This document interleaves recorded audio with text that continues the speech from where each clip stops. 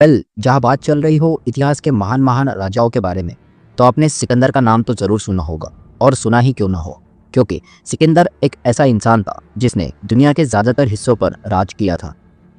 हमारे भारत देश का एक राजा के वजह से सिकंदर हमारे भारत देश को जीतने में नाकामयाब रहा।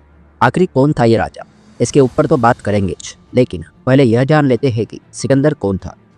सिकंदर यूनाक का निवासी था, जिसका जन्म 356 बीसी में मैसेडोनिया पेला में हुआ था।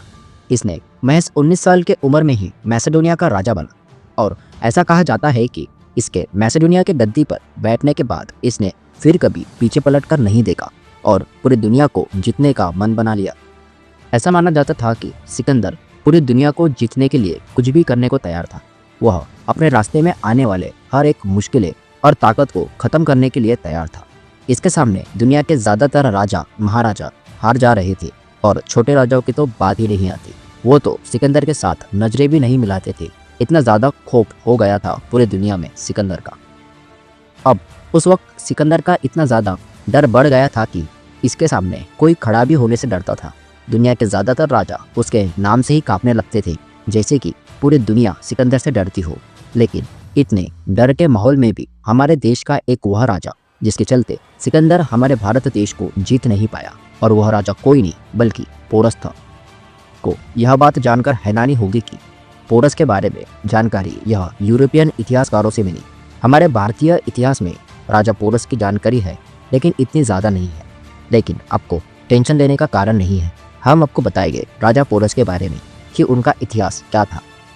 आपको यह बात बताना चाहता हूँ कि 327 बीसी पूर्व झीलम नदी के पास जो आज का पाकिस्तान है, वहाँ पर राजा पोरस का राज्य था।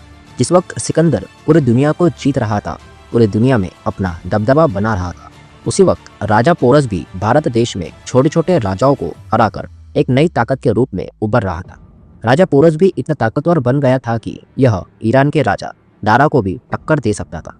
अब यह दारा कौन था, तो आपको यह बात बता दूं कि यह ईरान की सल्तनत थी। इतनी ताकतवर थी कि इनको सिकंदर के बाद दुनिया की सबसे बड़ी ताकत माना जाता था, और ऐसी बड़ी सल्तनत को सिकंदर हराना चाहता था, क्योंकि उसे यह पता था कि यही एक ताकत है जो उसे उस दुनिया में उस वक्त हराने की सोच सकती थी।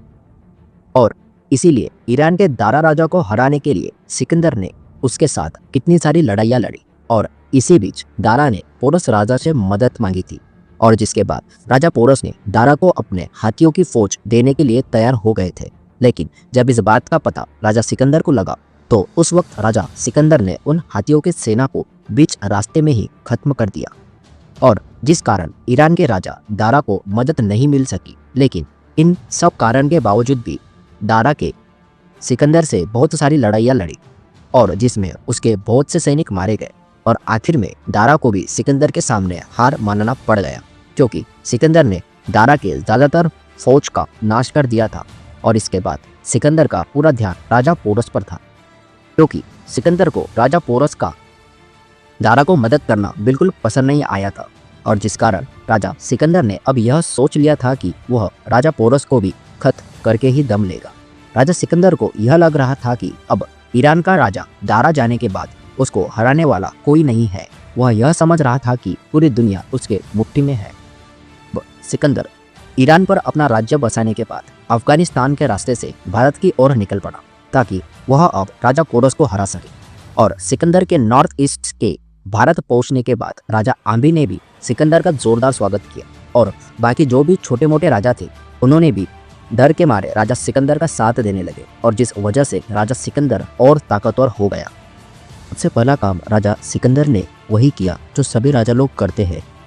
उसने एक चिट्ठी राजा पोरस को लिखी और कहा कि अगर राजा पोरस सिकंदर के सामने हार मान लेता है तो राजा सिकंदर उन्हें कुछ नहीं करेगा, लेकिन उसका कहना था कि राज्य उसके हिसाब से होगा। और यह बात राजा पोरस को बिल्कुल भी मान्य नहीं थी, और राजा पोरस ने सिकंदर के यह बात को ठुकरा दिया और हार मानने से साफ मना कर दिया। और यह सब सुन राजा सिकंदर गुस्से से कांप उठा और अपनी फौज लेकर राजा पोरस की ओर चल दिया। लेकिन झीलम नदी ने राजा सिकंदर को रोक रखा था। अगर हम बात करें राजा पोरस की, तो राजा पोरस के पास सिकंदर से कहीं ज़्यादा अच्छे सैनिक और हाथी थे, जो किसी से भी जंग लड़ने के लिए तैयार रहते थे। सिकंदर ने उस झीलम नदी को एक रात में ही पार कर लिया और जैसे ही सिकंदर ने उस नदी को पार किया वैसे ही उसका सामना सबसे पहले पोरस के एक छोटे सेना से हुआ, जिसे राजा सिकंदर ने बहुत ही आराम से हरा दिया और आगे बढ़ गया। और उसके बाद होती है असली लड़ाई, जहां दुनिया के दो सबसे बड़े राजा आमने सामने थे। जिस लड़ाई को पूरी दुनिया देख रही थी, लेकिन इस लड़ाई के कुछ नियम बनाए गए थे।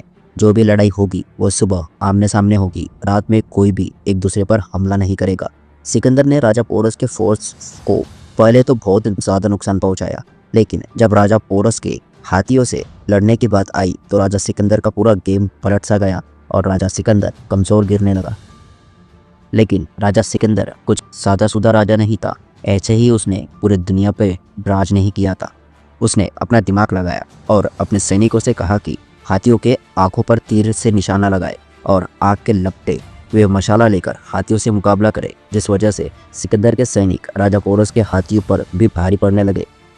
ऐसा माना जाता है कि यह जंग करीब 8 घंटे तक चली थी, जिसमें राजा सिकंदर और पोरस बुरी तरह घायल हो चुकी थे और जिसके बाद राजा सिकंदर के तरफ से जंग को बंद करने की अपील की गई थी, लेकिन पोरस राजा ने उसे ठुकरा दिया और जंग करते रहे। आखिरकार यह माना जाता है कि यह लड़ाई आखिर में राजा सिकंदर ने ही बंद करी और अपने घर वापस लौट गया, क्योंकि ऐसा कहा जाता था कि सिकंदर की पूरी सेना खत्म सी हो गई थी और उसके पास अब लड़ाई करने के लिए कुछ भी नहीं था, और जिस वजह से राजा सिकंदर को वापस लौटना पड़ा और सिकंदर का पूरी दुनिया को जीतने का सपना सिर्फ और सिर्फ भारत के राजा पोरस के चलते रह गया। और इसी तरह राजा पोरस ने बड़े ही बहादुरी से सिकंदर का सामना किया। आशा करते हैं आपको यह सब सुनकर कुछ ना कुछ अच्छा लगा होगा और वीडियो पसंद आई होगी, और ऐसे ही वीडियो हम आपके लिए लाते रहेंगे। बस हमारे चैनल को सब्सक्राइब करें और जितना हो सके इस वीडियो को दूसरों लोगों तक शेयर करें। धन्यवाद।